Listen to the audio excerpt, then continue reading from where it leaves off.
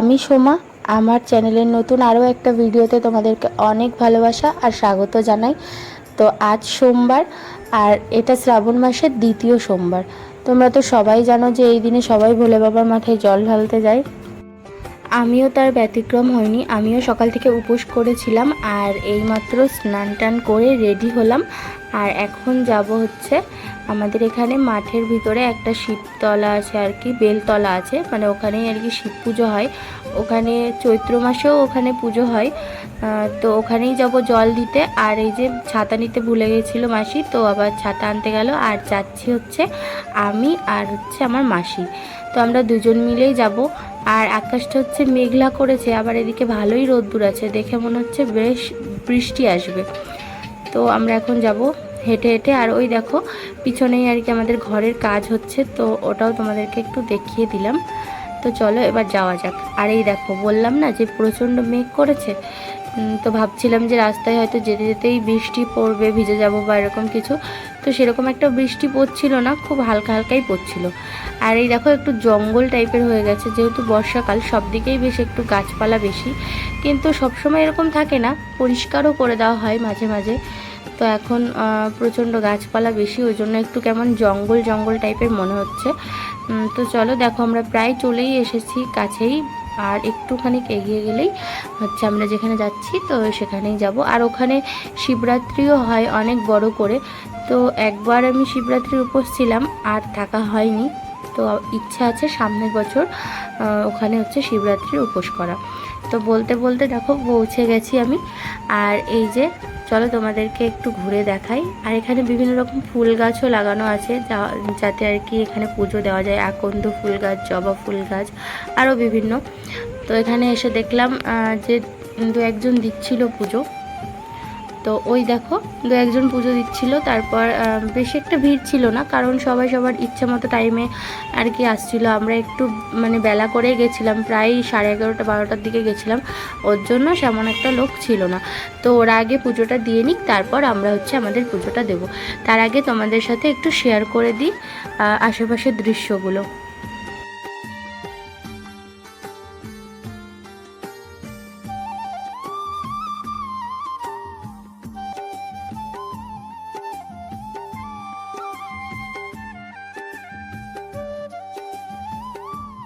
তো চলো পুজোটা কমপ্লিট করে নিই, তারপর আবার তোমাদের সাথে কথা হচ্ছে।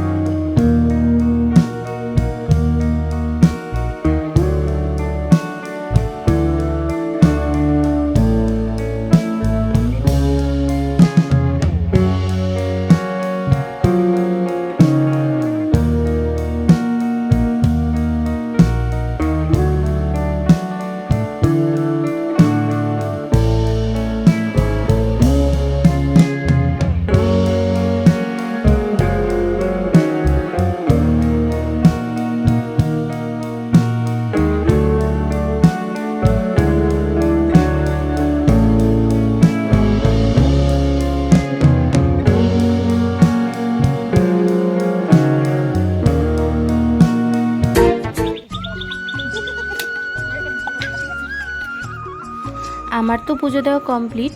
তো আমার পরেও আরও দুটো কাকিমা এসেছে পুজো দিতে, তো ওরা পুজো দিচ্ছে। আর আমার যেহেতু আমি ফল বানিয়ে নিয়ে এসেছিলাম, তো ভাবলাম একটু থাক ঠাকুরের সামনে, তারপর আমরা একটু দাঁড়িয়ে থেকে তারপর আর কি প্রসাদ নিয়ে তারপরে বাড়ি যাব। আর এই দেখো ওই যে ওখানে শিব ঠাকুরটাকে ভালোভাবে দেখাও যাচ্ছে না, যেহেতু সবাই পুজো দিয়ে গেছে ফুল বেলপাতা, এবার ওর জন্য ফুল বেলপাতাতে পুরোই ঢেকে রয়েছে। আর চারি সাইডে যে গাছগুলো দেখছো ওগুলো তুলসী গাছ, ধুত্র গাছ, তো বিভিন্ন ধরনের গাছ আছে, ওর জন্য ভালো একটা ক্লিয়ার দেখাও যাচ্ছে না।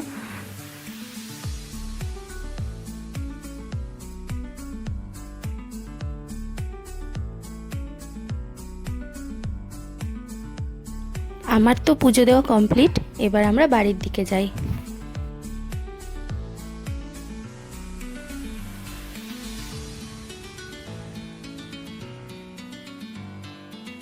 চলো যেতে যেতে তোমাদের সাথে একটা ইনসিডেন্ট শেয়ার করি।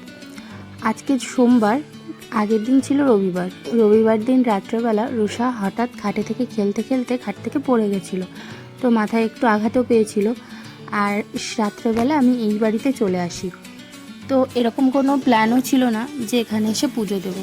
তো বলে না যে ভগবানের ইচ্ছের দরকার আছে, তো হয়তো ভগবান চাইছিল যে আমি এই সোমবারটা পুজো দিই, সেই কারণে হঠাৎ করেই রাত্রেবেলা এখানে চলে আসি, মানে বিধ্বংসী অবস্থায় বলতে পারো।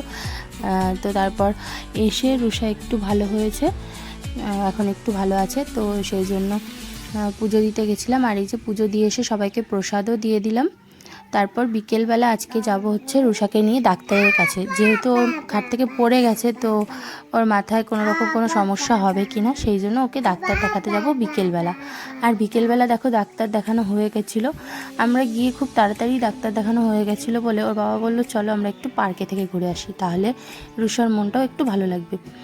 তো সেই জন্য পার্কে চলে এসেছিলাম। আর দেখো যেরকম সেরকমভাবেই চলে এসেছি, কারণ হচ্ছে বাচ্চার অসুস্থতায় দেখবা মা বাবার কখনো কিন্তু কোনো সাজ আসে না। আর অ্যাকচুয়ালি আমরা ঘুরতেও আসিনি, এসেছিলাম রুষার ডাক্তার দেখাতে, তো ওইভাবেই চলে এসেছি। আর রুষা ভীষণ ট্রেন আর বাস পছন্দ করে, তো ওই জন্য ওর বাবা বললো চলো একটু টয় ট্রেনে উঠি। তো ওই জন্য আমরা 3 জন টয় ট্রেনে উঠবো এখন, তাই জন্য ওয়েট করছি।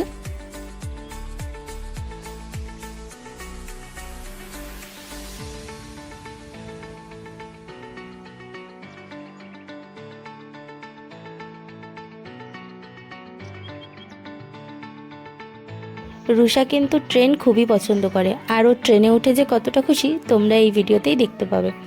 ট্রেন আর বাস এই আসল এখনও ওঠেইনি রুষা, তো ওর খুবই পছন্দ ট্রেন আর বাস। ও যেহেতু মোবাইলে দেখে ছবি দেখেছে সেই জন্য। তো চলো আমরাও একটু পার্কে ঘুরি, আর আমাদের সাথে সাথে তোমরাও ঘোরো।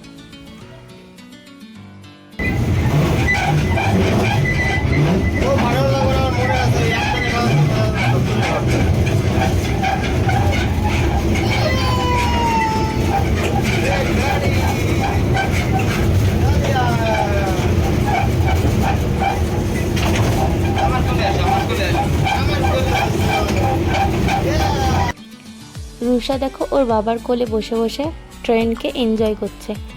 তো এটা দেখে আমারও ছোটোবেলাকার কথা মনে পড়ে গেল। সত্যি প্রত্যেকটা বাবার কাছেই তাদের মেয়ে রাজকন্যা হয়, আমিও আমার বাবার একমাত্র রাজকন্যা।